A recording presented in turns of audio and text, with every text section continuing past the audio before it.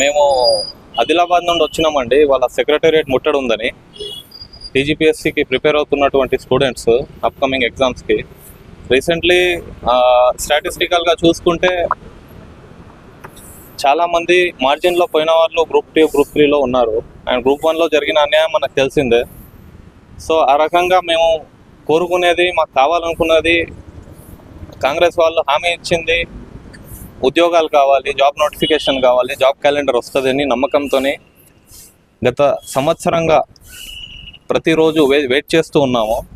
To be Frank, December నుండి అయితే December group 2 అయిన తర్వాత జనవరిలో లేకపోతే మళ్ళీ మార్చ్లో జాబ్ క్యాలెండర్ వస్తుంది అని ప్రతిరోజు న్యూస్ చూడడము, ప్రతిరోజు త్వరలో వస్తుంది అని ఆ న్యూస్ విని ప్రతిరోజు మార్నింగ్ లేవడము, ఎప్పుడు వస్తుంది అని చూడడము, పుస్తకం పట్టేసరికి మళ్ళీ ఇది రాదు కాదు అనేసరికి ఆ నిరాశతో మళ్ళీ ఆ సేమ్ కేసీఆర్ పీరియడ్లో ఎలాంటి అంటే టీఆర్ఎస్ పీరియడ్లో ఎలాంటి గందరగోళం ఉండేనో అదే రిపీట్ అవుతుంది. అట్లీస్ట్ ఈ రోజు వస్తుంది, ఈ నెల కాకపోతే వచ్చే నెల వస్తుంది, లేదు 4 నెలల తర్వాత వస్తుంది అని ఒక గ్యారెంటీ ఇవ్వకుండా విద్యార్థుల మీద ఏదో పర్సనల్ గ్రడ్జ్ ఉన్నట్టు అసలు ఎవరు సరైన సమాధానం ఇవ్వకుండా ఇచ్చిన 6,000 ఉద్యోగాలకు 60,000 ఇచ్చినామని చెప్పుకుంటూ అనవసరమైన మాటలతో విద్యార్థుల్ని గందరగోళానికి గురి చేస్తున్నారు. గవర్నమెంట్ చెప్తుంది, సీఎం చెప్తుంది ఏంటంటే అసలు ఉద్యోగ నోటిఫికేషన్ ఆపండి, చదువుకోవడానికి కాలేజీ లేదని చెప్పేసి సీఎం అది తప్పండి. అది చిన్న ఐ మీన్ మినిమం నాలెడ్జ్ ఉన్న వాళ్ళని కూడా అడిగితే చెప్తారు. ఉద్యోగాలు వద్దు అని ఎవరు చెప్తారంటే ఐ మీన్ ఎవ్రీవన్. మీరు చూడండి, గ్రూప్ 2లో 300 అబోవ్ వచ్చిందంటే it's not easy. So 300 above వచ్చిన వాళ్ళు 10,000 మంది ఉన్నారు. కానీ గ్రూప్ 2 జాబ్స్ వచ్చినవి 1,500 జాబ్స్ వచ్చినాయి. సో చాలా మంది talented people are waiting to get job notifications. కానీ అక్కడ ఏమవుతుందంటే త్వరలో అని ఒక గందరగోళ స్థితిని నెలకొన్నట్టు చేశారు.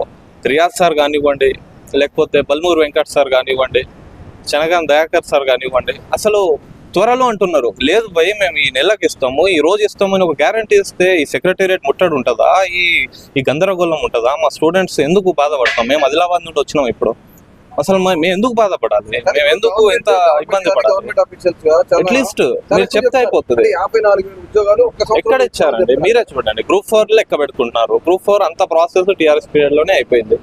పోలీస్ కానిస్టేబుల్ ఎస్ఐది కూడా వాళ్ళు లెక్క పెట్టుకున్నారు. అది కూడా అప్పుడే అయిపోయింది. ఎగ్జామ్స్ కూడా అయిపోయినాయి. ఆల్మోస్ట్ గ్రూప్ 2, 3 అవి పేపర్ లీక్ కావడం వల్ల గ్రూప్ 1 కూడా లేట్ అయింది. అది కూడా కలిపేసి అంతా చెప్పేస్తే అది కుదరదు కదా.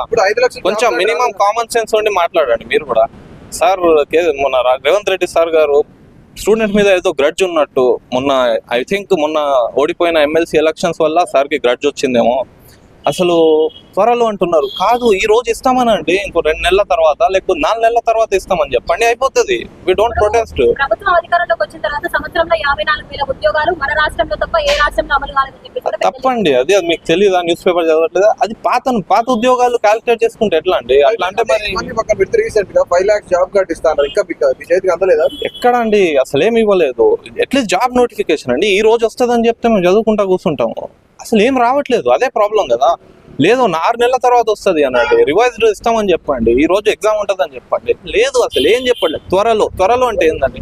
1 year, 2 years, 3 years, ఎన్ని ఇయర్స్? అసలు కొన్ని నెలలుగా త్వరలో అంటున్నారు. ప్రతిరోజు త్వరలో మార్నింగ్ లేవడం, చూడడం, పుస్తకం పెట్టడం.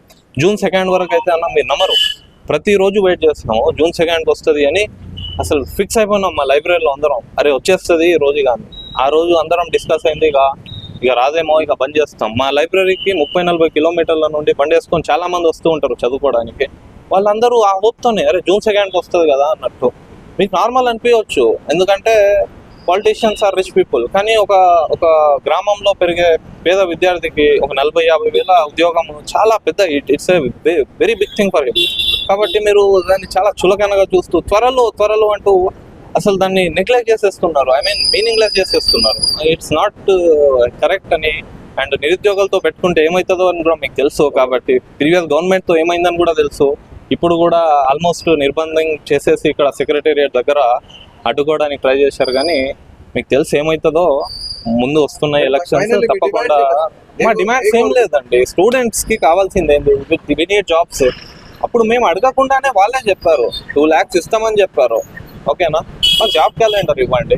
మినిమం కొంచెం మాకు ఒక భరోసా ఇవ్వండి, ఈ రోజు ఇస్తాము కదా మీరు చదువుకోండి అంటే.